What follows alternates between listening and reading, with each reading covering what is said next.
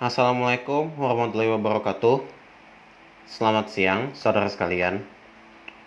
Saya Febriansyah Dava Bina Praja dari Universitas Islam Negeri Syarif Hidayatullah Jakarta akan membacakan saudara sekalian sebuah cerpen, Rel Pemberontakan Tiran. Itulah namanya. Aku masih mengingat betapa berdarah pemberontakan kami di rel kereta yang mengarah menuju Liran. Betapa cerobohnya kami terlalu terburu-buru menghakimi warga Estera Utara. Memang benar, pemerintah Republik Estera sangat apatis terhadap rakyat. Namun, apakah benar semua warga Estera Utara orang-orang yang tak peduli? Ternyata tidak. Apa? Kau belum tahu apa yang terjadi?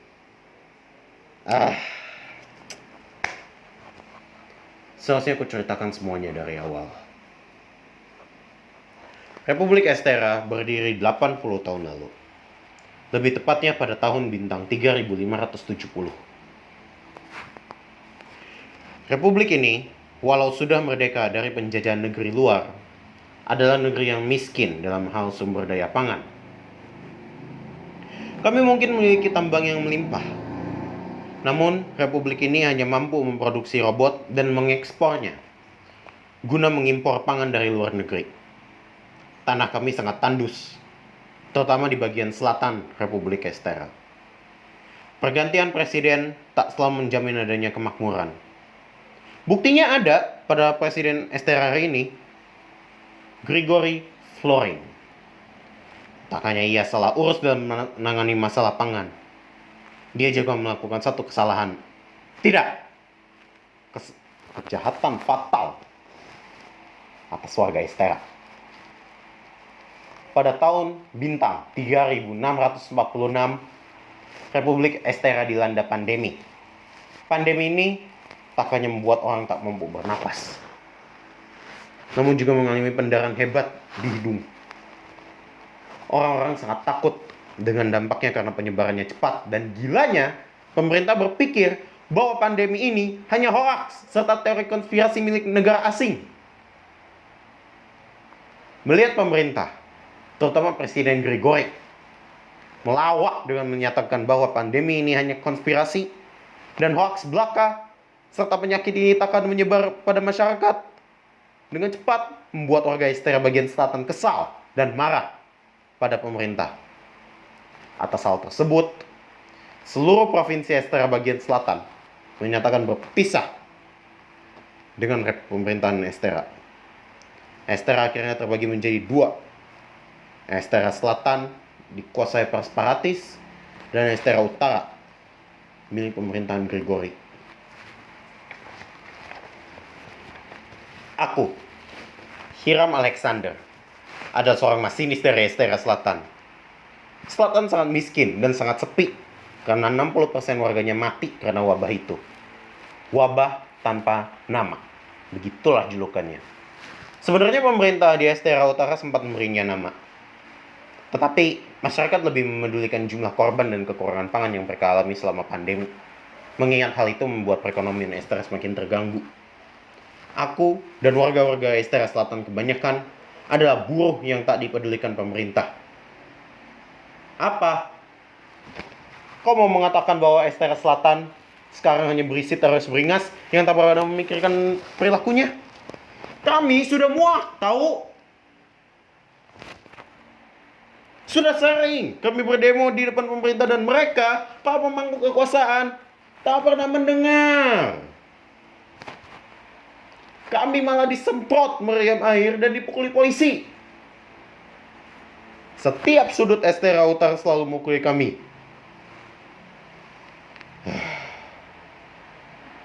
Itulah yang sempat kupikirkan sebelum kugunakan keretaku untuk pergi menuju ibu kota Estera, Liran.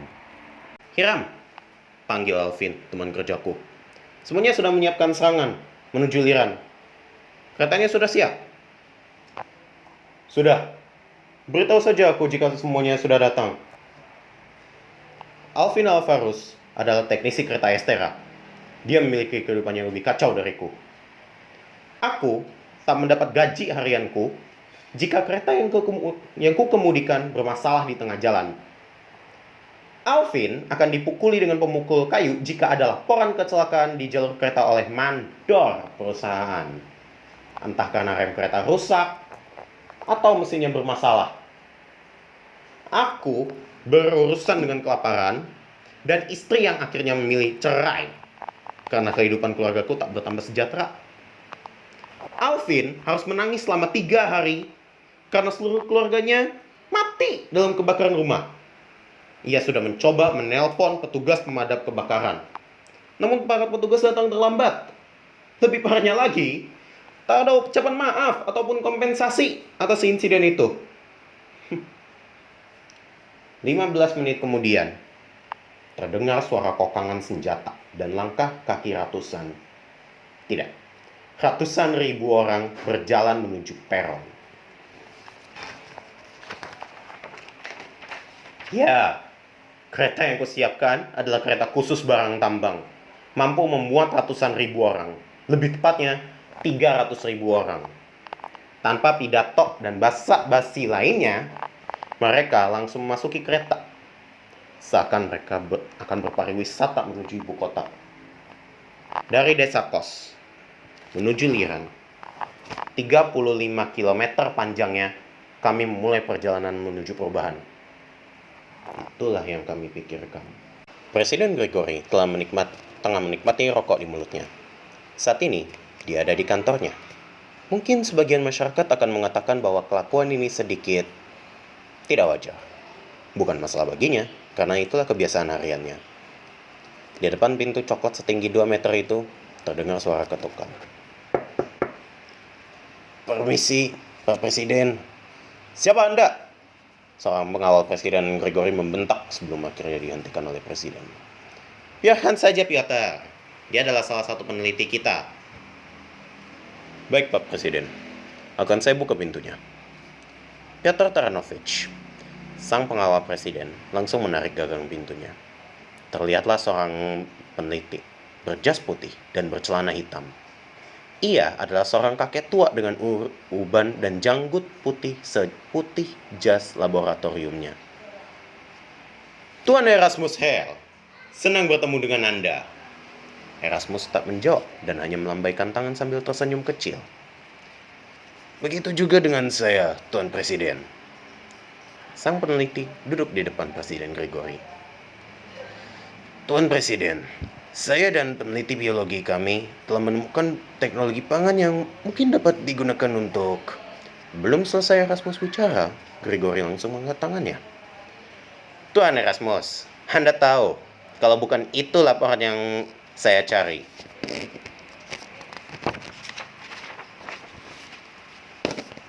Wajah Erasmus mulai muram. Tetapi, bagaimana perkembangan senjata racun syarafnya? Apa? Anda masih mempertanyakan hal tersebut walaupun saya sudah menolak berkali-kali, Tuan. Saya tidak akan pernah mengembangkan itu untuk melawan rakyat sendiri. Jawab pertanyaannya. Piotr mulai naik darah melihat sang peneliti bersikap tak tahu diri pada Presiden. Tidak akan, bahas Erasmus sebelum lehernya diancam dengan pisau.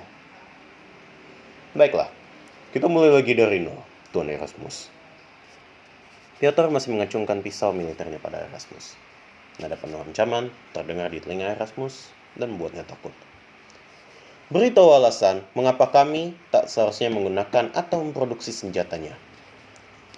Para pemberontak Estera Selatan membutuhkan pangan dan kepastian dalam mengurus masyarakat, Tuan Piotr. Erasmus menghela napas sebelum mulai berbicara lagi. Mereka kelaparan dan apa yang mestinya kita lakukan adalah mencari cara untuk memberikan pangan. Kita tahu bahwa tanah negara ini tandus dan ekonomi terhambat semenjak pandemi haram, sehingga tak bisa lagi ekspor robot dan impor pangan untuk rakyat, bukan? Erasmus menyodorkan berkas coklat pada Presiden Gregory. Apa yang ingin saya laporkan adalah saya telah menemukan cara untuk menumbuhkan pangan di tanah negara. Saya telah menciptakan kapsul khusus yang akan menumbuhkan padi saat ditanam di tanah. Presiden Gregory mengambil berkas tersebut, membacanya sebentar, dan meletakkannya di meja. Baiklah, Biar saya perjelas lagi Tuan Erasmus. Estera Selatan telah memutuskan untuk memberontak melawan pemerintah karena kemiskinan yang mereka ciptakan sendiri. Alih-alih mereka bersyukur karena masih ada pemerintahan yang mau menerima mereka bekerja, mereka malah berpikir bahwa pemerintah kejam dan memulai tindak teror. Belum selesai Presiden Grigori berbicara, Piotr membisikinya. Tuan Presiden, ada masalah di jalur kereta Kosliran. Masalah apa itu pengawalku? Akan saya jelaskan nanti di ruang komando. Dengan begitu, Presiden Grigori dan Piotr meninggalkan ruang kerja presiden. Namun tidak sebelum sang presiden membisiki Erasmus. Mereka teroris dengan mental korban. Pikirkan itu. Erasmus hanya terdiam dan menggelengkan kepalanya. Sebenarnya, ada cara yang lebih baik untuk mengatasi masalah ini daripada perang saudara. Kereta uapku berpacu cepat. Warna hitam pada kereta dan gerbongnya memberi kesan usur namun penuh semangat. Asap hitam membumbung tinggi di atas langit. Rodanya berkarat, karena sudah tua. Maklum, sudah melayani pengiriman komoditas Estera selama 12 tahun. Lihat! Alvin menunjuk sebuah pencakar langit berbentuk segitiga di balik bukit gurun tandus. Liran, tujuan utama kita! Ya, matahari membumbung di atas gedung pencakar langit itu. Gedung yang tak lain dan tak bukan adalah istana Presiden Estera. Putih dan bentuknya segitiga serta lebih mudah dilihat daripada kotanya. Mungkin kalian heran dengan keberadaan kereta tuaku ini. Perlu kalian tahu, Estera memang menggunakan kereta canggih dengan sistem maglev atau diangkat magnet. Namun, kereta ini banyak ditemukan di kota-kota besar di Estera Utara untuk mengangkut orang. Sementara itu, Estera Selatan masih memanfaatkan kereta uap karena alasan ekonomi. Kereta-kereta uap di selatan lebih sering dipakai untuk pengangkutan barang. Satu alasan mengapa gerbang kereta Estera Selatan selalu terbuat dari kayu dan bukan besi. Beberapa saat kemudian, kami dapat melihat pos keamanan di depan, penuh dengan prajurit yang telah bersiap menghentikan keretanya. Kok tabrak saja mereka tanpa peduli dengan teriakan untuk berhenti. Kereta uap ini sudah dilengkapi dengan tambahan lapis baja, sehingga tak mudah rusak saat menabrak tiang pos keamanan. Gerbongnya juga sudah dilas dan dipaku dengan besi-besi rongsokan.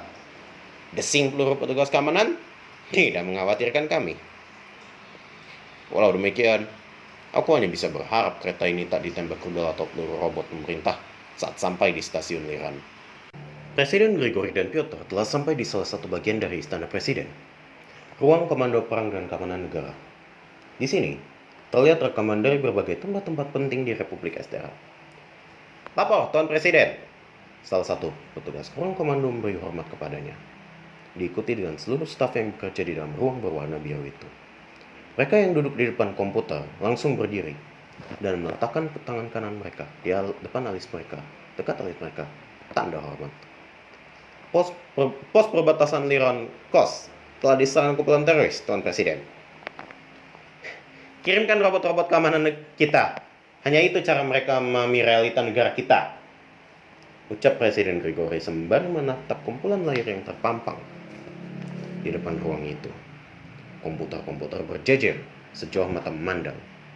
Salah satu layar menunjukkan sebuah kereta uap berwarna hitam menabrak beberapa pasukan pemerintah. Pasukan pemerintah yang selamat dari tabrakan langsung menembak ke keretanya dengan senapan serbu mereka. Pak Presiden, salah satu staf bertanya, apa benar kita harus memandang mereka sebagai teroris perusak negara, Pak? Mereka menuntut kesejahteraan hidup yang lebih baik, Pak. Semua terdiam. Mereka menatap orang yang mengatakannya. Albrecht Maxim, rambutnya putih, jangkung, dan berkacamata. Ia orang baru dan tak tahu bahwa pernyataannya dapat memberinya masalah. Nak Albrecht, atau harus saya panggil Al? Kau harus tahu bahwa Republik bukanlah juru selamat bagi semua orang, walaupun kami semua di sini ingin kesejahteraan bagi semua. Saat ini, Republik Estera tengah membuat cara agar penanganan korban pandemi Aram dapat diselesaikan. Tentu kau tahu itu, bukan? Presiden Grigori mengatakannya. Saya tahu bahwa pandemi Aram, peristiwa yang membunuh hampir 60% populasi Estera bagian selatan, akan diselesaikan pemerintah. Namun, saya ingin tahu bagaimana cara Pak Presiden menyelesaikannya. Presiden Gregory menghela napasnya. Kau akan paham setelah kita semua menyelesaikan masalah separatisme Estera Selatan. Presiden Gregory menepuk pundak Albrecht 3 kali, lalu berbalik badan. Dengan Piotr kembali ke kantornya. Semua masih terdiam. Hei, kembali periksa pergerakan para teroris, kata seorang staf pada semuanya. Kawal, ikut saya ke kantor pusat.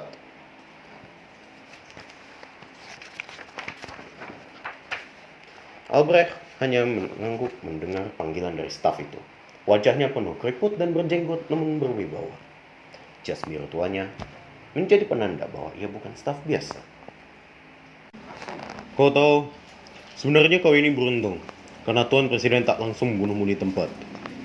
Vladislav Fordin, bawaan Presiden Gregory menatap tajam Al.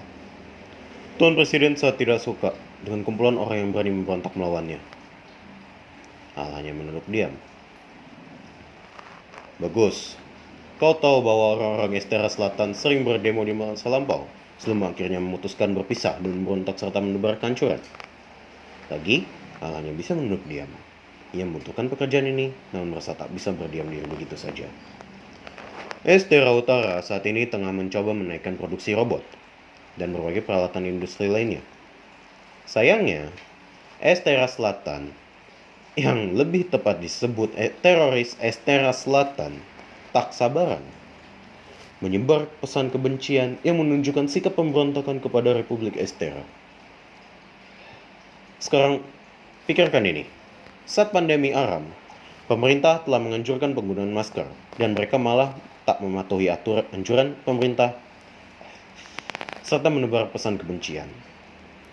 Mereka terus berdemo dan berharap ada kemajuan ekonomi. Tetapi tak peduli akan turunnya produksi peralatan industri karena berdemo, serta menyalahkan pemerintah karena kesalahan mereka sendiri secara keseluruhan. Vladislav akhirnya menunjukkan sebuah berkas pada Al. Albrecht, ini adalah kumpulan laporan mengenai tindakan perusakan yang dilakukan para pendemo dan teroris. Bacalah itu. Baik, Pak. Saya akan pertimbangkan semua informasi yang ada. Al berjalan menuju pintu kantor untuk keluar dan berhenti sejenak.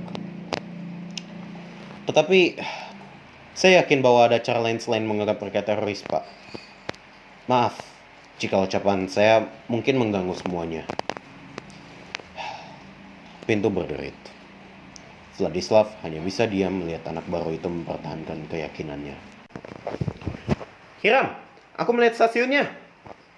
Alvin memegang kemudi setelah bergiliran denganku.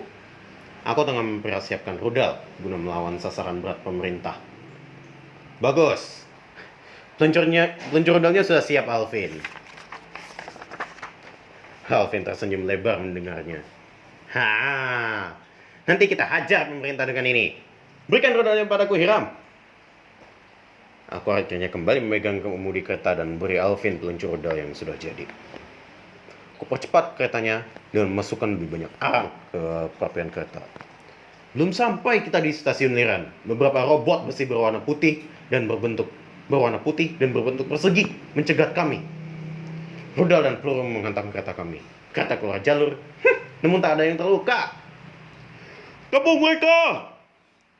Terdengar teriakan di depan. Stasiun Liran tinggal 1 kilometer lagi, dan pasukan pemerintah ternyata telah mengepung kami. Tanpa basa-basi, penumpang keretaku keluar dan membalas teriakan serta tembakan. Desing peluru menjadi suara dominan setelah teriakan demi teriakan. 300.000 melawan beberapa ratus prajurit dan puluhan robot elite pemerintah menjadi pertarungan yang keras. Ledakan berdentum dan api menjalar menghiasi rel kereta. Pertempuran berlangsung selama sejam dan berakhir dengan 298.000 orang pemberontak tersisa. Mayat dan mesin teronggok di sepanjang jalur kereta. Tak usah tanya detail lebih lanjut dari pertempurannya. Syukurlah, amunisi masih banyak untuk dibawa menuju stasiun Liran. 40 menit kami berjalan kaki dan sampai di stasiun yang entah mengapa kosong. Kami melanjutkan pertempuran dengan berjalan keluar stasiun. Aneh, jalanan masih kosong. Mungkin wajar jika warga sipil tak ada evakuasi ke suatu tempat. Tapi jalan yang kami lalui hanya berisi mobil-mobil warga. Tak seorang pun pasukan pemerintah ada di jalan. Hiram, bagaimana kalau kita mengambil bahan pangan di suatu gedung besar di kota ini? Alvin menanyakan itu padaku. Maksud dari pertanyaannya adalah, ayo kita cari setiap gedung besar di kota ini untuk mendapat bahan pangan yang kita perlukan. Alvin, entah mengapa kita harus mulai mencurigai sepinya kota ini. Tak ada pasukan pemerintah sampai sekarang.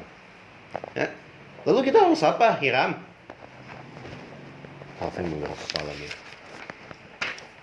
Kita kumpulkan semua teman sejawat kita di pusat perbelanjaan itu. Ya, pusat perbelanjaan itu. Aku tunjuk sebuah gedung bundar di depan mata. Kita bicarakan beberapa hal untuk mengubah negara kita.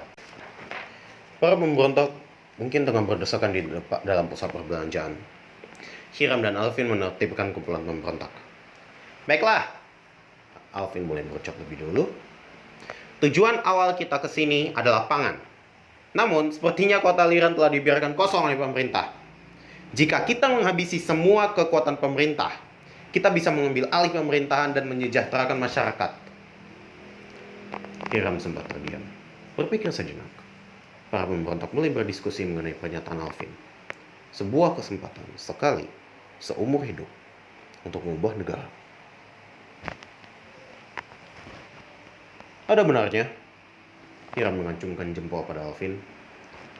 Namun kita juga perlu memikirkan adanya kemungkinan jebakan dari pihak pemerintah. Terdengar seseorang mencoba masuk ke dalam pusat perbelanjaan. Hentikan usaha pemberontakan kalian. Orang itu ternyata memakai jas putih dan celana hitam.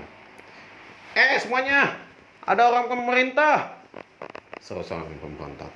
Teriakan lantang, penuh amarah, memenuhi sisi pusat perbelanjaan sebelum akhirnya ada suara lain. Diam! Langsung dari Hiram. Pak Tua, siapa kau? Jawab dengan jujur pertanyaanku. Aku dan orang-orang sini tak begitu percaya dengan padamu. Erasmus Hale, peneliti biologi utama Republik Estera. Biarkan saya bicara dulu, Tuan. Baiklah. Alvin terlihat kesal dengan apa yang Hiram lakukan. Saya kesini untuk memberikan jawaban atas permasalahan kelaparan Estera Selatan. Erasmus menatap Alvin yang menatap balik dengan tajam.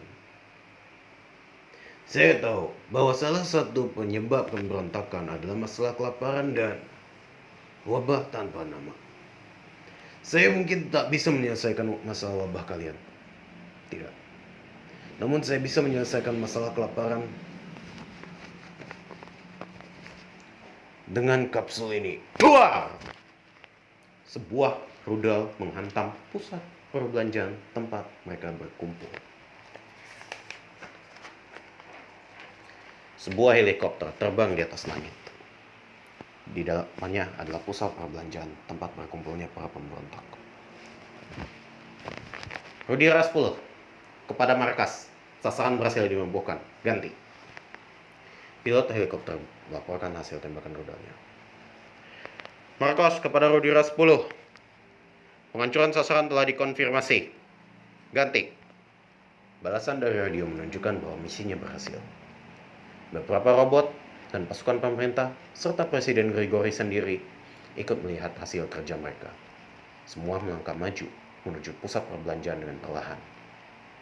Setelah semuanya dipastikan aman, Presiden Grigori berjalan menuju salah satu mayat yang diduga menjadi dalang pemberontakan. Tak seharusnya kau melawan pemerintah, Alvin Alvarez. Tak ada jawaban dari Alvin.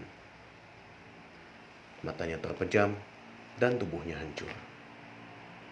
Presiden Grigori berjalan mendekati seseorang yang masih hidup, walau terluka parah dan tak bersenjata sama sekali. Pembunuh. Itulah sapaku pada lelaki kurus, tinggi, dan berjas abu-abu. Dialah Presiden Gregory.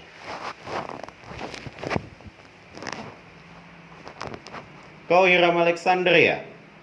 Si masinis kereta.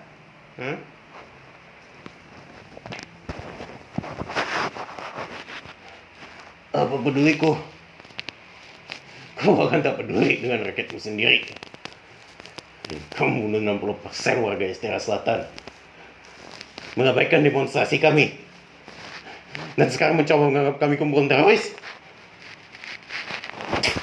Kurang ajar. Kutai saja jasnya.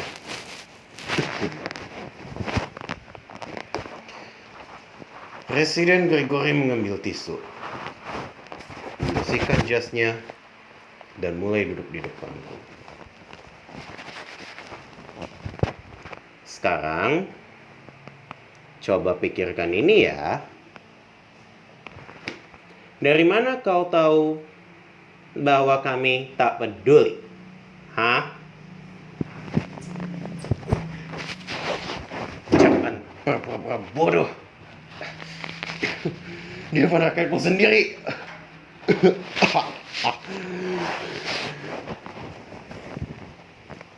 Rakyat sendiri yang memilih berpisah dengan pemerintah karena adanya hoax mengenai pemerintah membuat lelucon mengenai pandemi. Tidak, wabah tanpa nama. Rakyat yang bahkan tak tahu terima kasih atas kemajuan ekonomi serta bertambahnya lapangan kerja melalui produksi peralatan industri dan robot. Kasian sekali kau separatis. Cukup, Tuan Presiden. Saya bisa tahan lagi dengan perang tak masuk akal ini. Hah? Siapa ini? Siapa orang ini? Hah? Kau lagi, Albrecht? Presiden Gregory menoleh ke belakang. Tidak. Ini hanyalah sandiwara.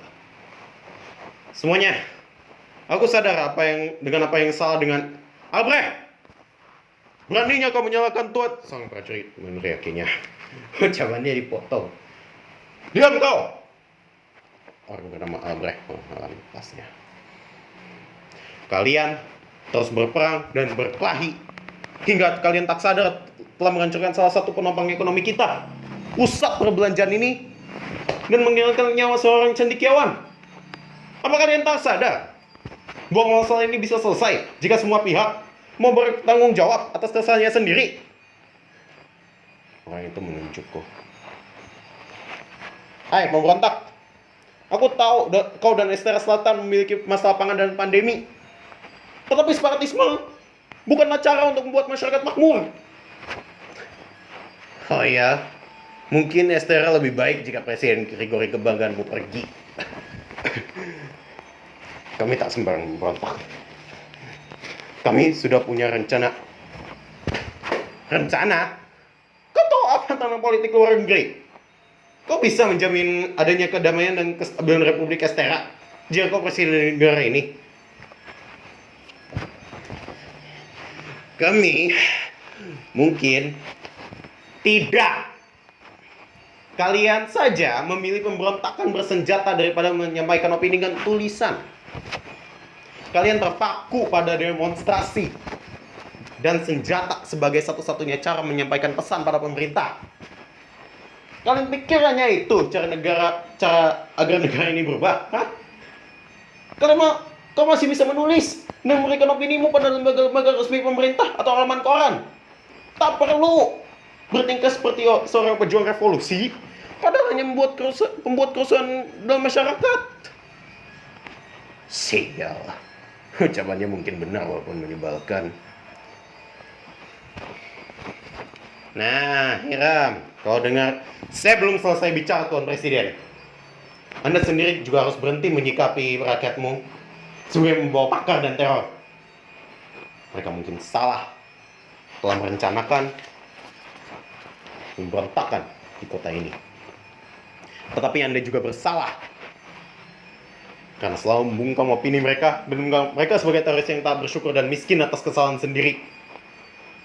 Semua terpaku dan diam. Ini akibat perilaku Tuan Presiden sendiri. Anda berhasil menumbangkan seorang teroris. Tidak, Anda berhasil menumbangkan teroris dengan cara merusak pusat perbelanjaan dan membunuh seorang ilmuwan secara tak langsung. Ekonomi terhambat dan ilmuwan mati. Memang harus ada yang dikorbankan, Albrecht, balas si presiden.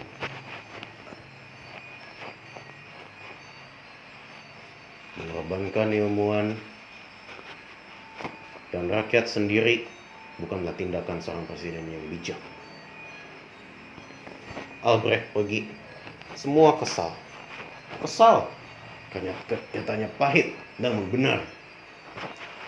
Pasukan pemerintah yang ada di lokasi langsung berbalik badan, memanggil petugas medis, dan pergi dari lokasi. Memang pemerintah bersalah karena terlalu cepat menganggap sebagian rakyat yang berseberangan dengannya teroris. Namun kami juga salah telah memisahkan diri dari pemerintah dan mengandalkan senjata sebagai satu-satunya cara untuk mengubah masyarakat. Pesanku, berbenah dirilah. Masalah masyarakat tak selalu diciptakan orang lain. Bisa jadi masyarakat tersebut adalah salah kita sendiri.